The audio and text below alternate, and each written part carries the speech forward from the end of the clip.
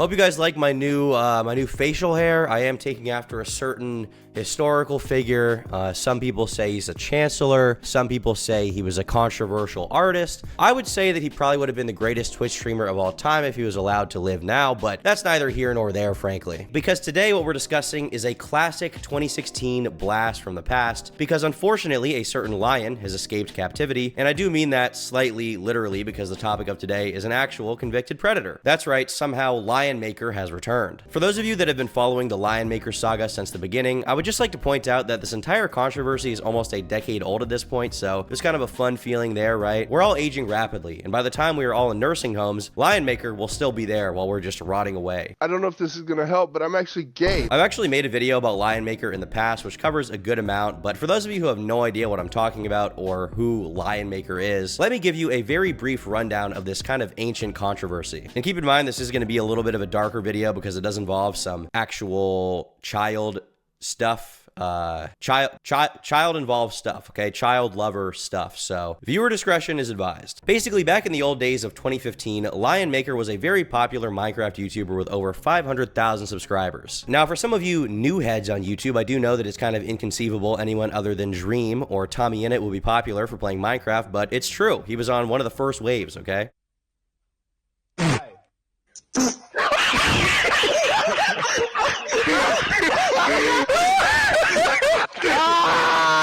Lion Maker would often do collaborations with a lot of other big, notable Minecraft people from the time, like Stampy, who had millions of subscribers. Sometimes Lion Maker would also have smaller Minecraft YouTubers join him in whatever he was doing in his videos, some of which, unfortunately, were underage. Now, in 2015, Keemstar would interview the mom of one of these smaller YouTubers who was 13. In the interview, the mom would say that Lion Maker knew the age of this girl and had asked for nudes anyway. The screenshot that was provided wasn't exactly super credible because it had clearly been tampered with, but then Lion Maker would go on Twitter and claim that he was hacked, which made the situation even more muddled. Next, it was kind of, we believed it wasn't him and he was hacked, but then the proof came forward that he wasn't hacked.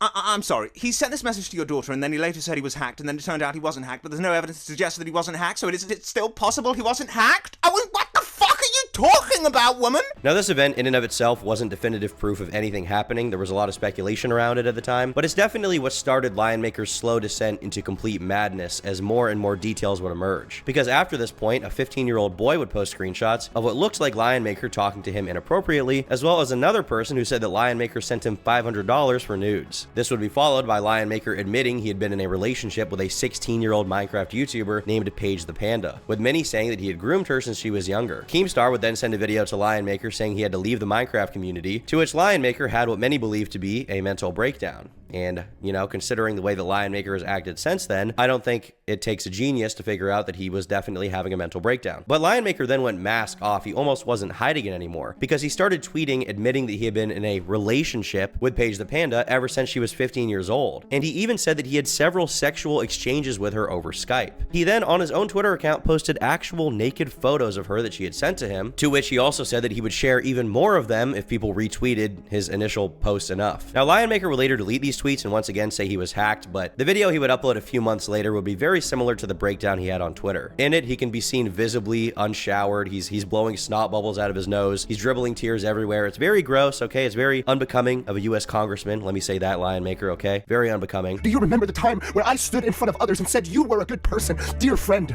do you remember the times where I made me the fool because I wanted you to stand out? And he would also upload videos before this explaining how the age of consent in some countries was actually 14. So in his mind, his relationship with Paige was perfectly okay based on legality. It's kind of the the Sneeko argument. It's just one of those lines that have been traced, and those lines have been traced this way here and in a lot of surrounding countries as well. Some of the consent ages goes all the way down to 14. And so be it. If that is what the culture that we are in are used to, that is how we're going to live our lives. Now, obviously, a lot of people were talking about this. They were not very happy with Lion Maker, considering he was admitting to being a creep. And not only that, he was trying to justify it with other countries that have barbaric age of consent laws, which, like, yeah, wow, some weird country has the age of consent that's fucking 10. That makes it okay, Lion Maker. Yeah, totally, bro, you're cool. But Lion Maker was not too happy about this criticism, so he started to DMCA any videos talking about the situation, as well as releasing a follow-up where he said that people were slandering him, therefore it was okay for him to try to take these videos down. Recently, I have been going around on YouTube finding videos which talking about me in a slandering manner.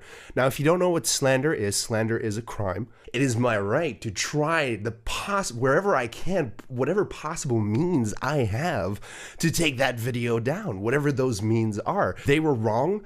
I am right. It's just as simple as it is. Which obviously this explanation is dumb, because even if someone is slandering you, the way to take a video down is not with the DMCA system. It's by taking them to court for defamation. DMCA is a copyright protection that has nothing to do with defamation, but he was abusing it to censor his critics, which made people say, what does he want to hide here, even though he's already admitted to a bunch of weird stuff? So naturally, commentary channels at the time picked up this story and made videos about it, with the most notable being Colossal is Crazy or Clown. Now, Clown first made a video summarizing the entire situation, where he kind of went into the ins and outs of it in a very good, comprehensive breakdown, I would say, of the entire story, just laying out how truly disgusting Lion Maker is. But he then followed it up with a 2-hour-long bombshell interview with Lion Maker himself, which, frankly, it's shocking to me that Lion Maker even agreed to do this interview looking back. I think that he thought he could manipulate Colossal into maybe feeling bad for him somehow. Basically, Lion Maker agreed to the interview to make himself seem more innocent, but ultimately it did the opposite, because he wasn't able to deny that he had a relationship with a minor and knew what he was doing the whole time. He just was like, well, it's not actually wrong because age of consent laws, also the child was mature or something. Like, he didn't really do a good job of explaining himself here. You can say the same for me. If I'm in a relationship with a 16-year-old, I'm 28, same age as you, is that fucked up? It's a very, very simple question. You only have to answer yes or no. I don't, Colossal, because I find it interesting that you're dodging that question when it's a very simple question. I'm not dodging the question. I don't think you can answer it. I think your moral compass is completely fucked and you can't answer it. That's what I think. You physically cannot answer that question. Now, past this point, obviously this interview gets released, everybody's talking about how disgusting Lion Maker is, and he decides to run from the internet by deleting his channel and going completely silent off of YouTube for the time being. Now, Paige the Panda would also make her own video talking about how Lion Maker had been abusive in their relationship from when she was 14 to 17, and she also confirmed what a lot of people already assumed. There was no hacker on his Twitter account, there was no one that was posting these pictures on Lion Maker's behalf. Even if there was a hacker, first of all, why would they have those explicit pictures from his Skype where he said he got them? And secondly, why would the hacker want to implicate himself? Like, the pictures were still sent to Lion Maker, right? Like, that's the pictures weren't sent to the hacker. Lion Maker asked for the pictures from the underage person and got them, so like, fuck this guy. But it was confirmed by Paige that he had indeed uploaded CP to his own Twitter account. There was no hacker. It was Marcus.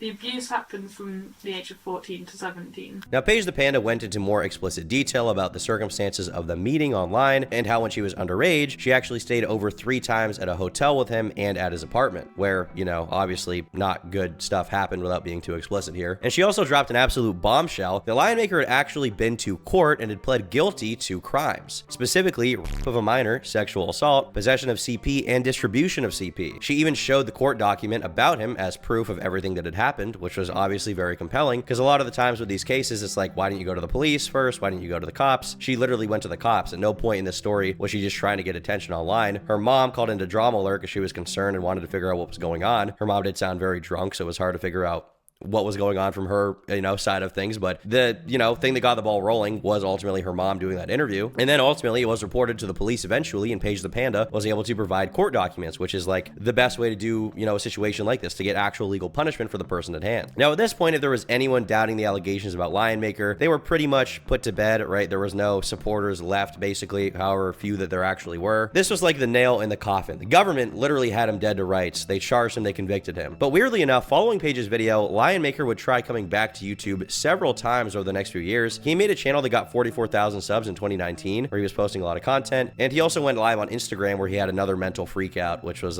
pretty awesome. I did enjoy seeing this pile in misery, honestly. I can't deny it. It was cathartic, okay? I'm done!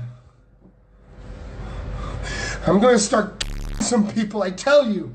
I'm gonna start fucking beating the shit out of people. Now, all of these accounts would eventually get deleted or banned after people noticed and exposed it to whatever platform he was on. People obviously saw this file had a YouTube channel. They were like, hey, YouTube, you shouldn't be around. Channel was gone pretty shortly thereafter. And keep in mind, this is after he had been convicted already. Like, he was dead to rights, and despite that, he was still coming back to the internet to try and get sympathy from everyone. But for some reason, his sentence was moved to like a suspended sentence. I'm not exactly sure why. I do believe he was held in a jail in Belgium for at least 10 months back around 2015 to 16, but the fact that he's not locked up for life is insane to me. Unfortunately, that's just not the way that the government handles cases like this. They just don't put the guy away forever, which I think should be the case, but that's not what they did. He gets out of jail, How is he allowed to just start making Minecraft videos again? I don't get it. Yeah, so he was convicted, charged, 4 separate counts of a minor, sexual assault, possession of child pornographic material, and distributing it.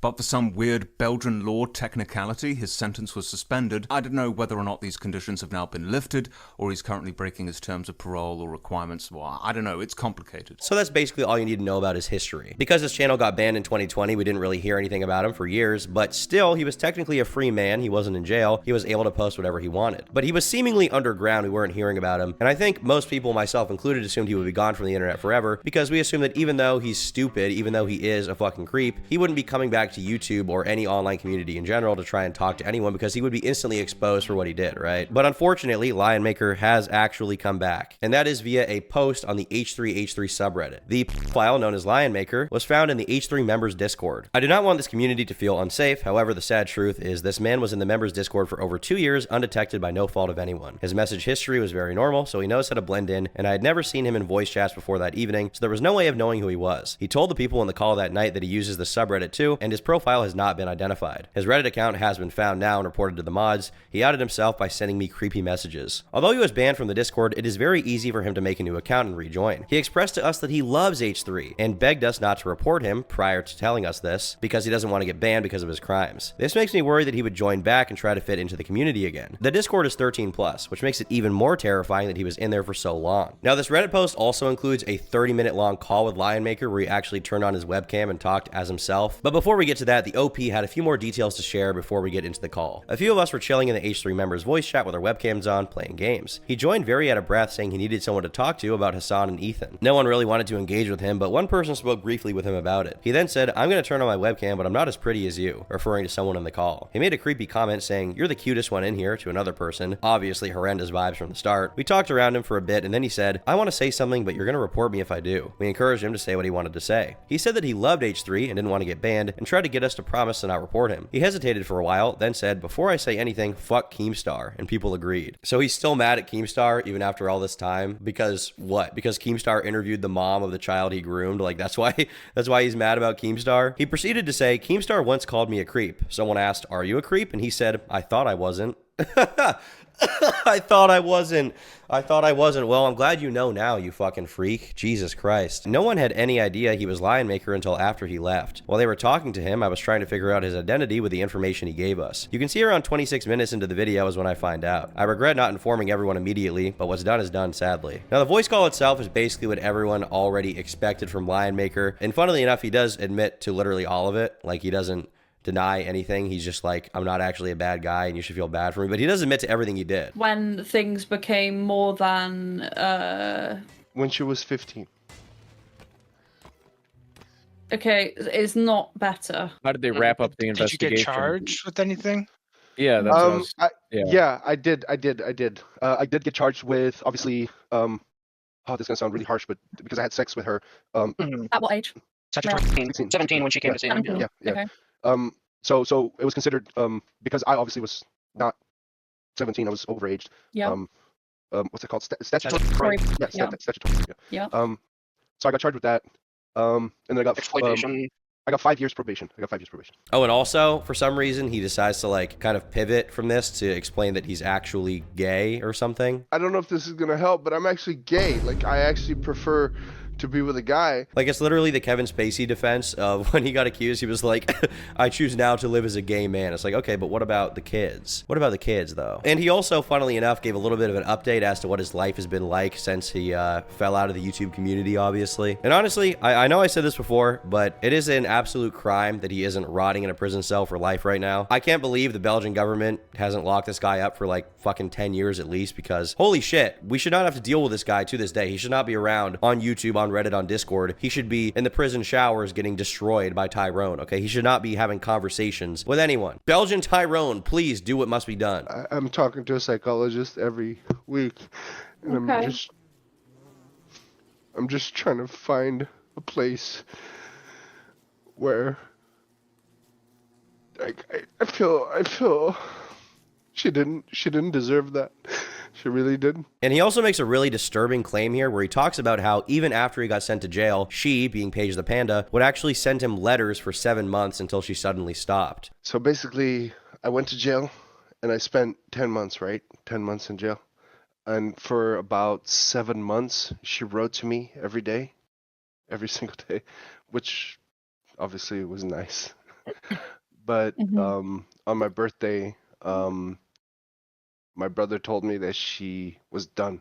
So even after he had traumatized this girl, she was so effectively groomed by him and so traumatized that she thought she was still in love with him and was sending him letters even after he was locked up for what he did. Like that that really shines a much darker shadow on the entire situation, that this fucking pedophile was getting letters from his victim while he was in jail. But I assume that, you know, she stopped sending letters when she realized she was being manipulated and obviously came to her senses eventually as she got a little bit older. Now, it seems like the reason why Lionmaker even joined this call was to get some kind of sympathy from random internet strangers that had no idea about the situation. Clearly, no one would actually feel bad for him if they knew everything that happened, because when you get into the details of it, there's just no defending him. So his best bet was to go into random Discord servers for content creators he liked, try to relate to people there, get on voice call with them, and give them little bits of information here and there to try and get them to feel bad for him without revealing the full story until he feels comfortable enough to do it. But obviously, when people ask about the details, he's too stupid to refrain from just revealing everything he had done. And then ultimately, if you find out what he did, you're gonna be like, oh, fuck you, you're messed up, there's something wrong with you, get away from me.